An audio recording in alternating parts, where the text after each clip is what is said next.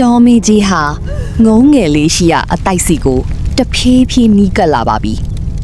ပူပြင်းတဲ့အရှိန်အဝါနဲ့မီးကွန်းငွေတွေကငုံငယ်လေးရဲ့ပတ်ပတ်လည်မှာဖုံးလွှမ်းလို့နေပါတယ်တစ်ကိုင်းတွေမီးလောင်ပြီးကြိုးကြတန်တွေဟာလည်းနာမခံနိုင်အောင်ကြေးလောင်နေတာပေါ့ပုံမှန်ဆိုရင်တော့ဒီလောက်ပြင်းထန်တဲ့မီးတောက်ကြားမှာဘေးတက်တော်မဆိုထိတ်လန့်တုန်လှုပ်ပြီးအသက်ပြောက်ရမှာပါဒါပေမဲ့ဖျားလောင်ငုံငယ်လေးကတော့ကြောက်ရွံ့ခြင်းမရှိပါဘူးသူကအေးစီပဲစဉ်းစားပါတယ်ငါရဲ့မိဘတွေကငါ့ကိုကယ်တင်ဖို့မစွမ်းနိုင်လို့ပြန်ပြေးသွားကြပြီအခုအချိန်မှာငါကိုငါပဲအားကိုးရတော့မယ်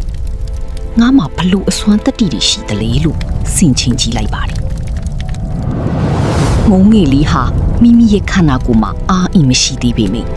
မိမိရဲ့စိတ်ထဲမှာတော့တစ္ဆာတရားရှိတယ်ဆိုတာကိုသိမြင်သွားပါတယ်သူကအတိတ်ကပွင့်တော်မူခဲ့ပြီးတော့ဖျားရှင်တို့ရဲ့ဂုဏ်ကျေးဇူးတွေထို့ဖျားရှင်တို့ဟောကြားခဲ့တဲ့တရားတော်တွေရဲ့မှန်ကန်ခြင်းတတ္တိတွေကိုအာရုံပြုလိုက်ပါတယ်ပြီးနောက်အလွန်ရေးရင်ပြီးတည်ငြိမ်တဲ့အတန်နဲ့တော်မီကြီးကိုမျက်နှာမူကအောက်ပါအတိုင်းတစ္ဆာဆူလိုက်ပါတော့တယ်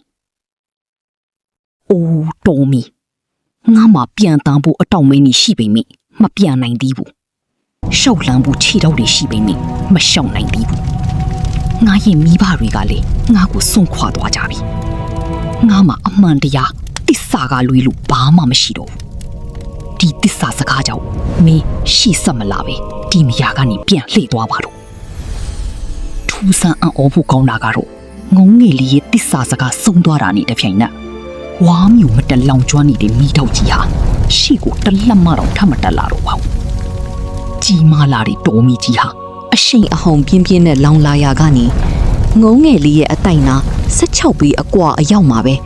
ရေနဲ့လောင်တက်လိုက်တယ်လို့မျိုးဝူးကနေငိမ့်အေးသွားမှာတော့တယ်မီးတောက်တွေဟာငုံငယ်လေးကိုမထီးရက်တယ်လို့မျိုးဘေးကိုကွင်းရှောင်သွားကြပြီးတတော်လုံးမီးငိမ့်သွားရလေတော့တယ်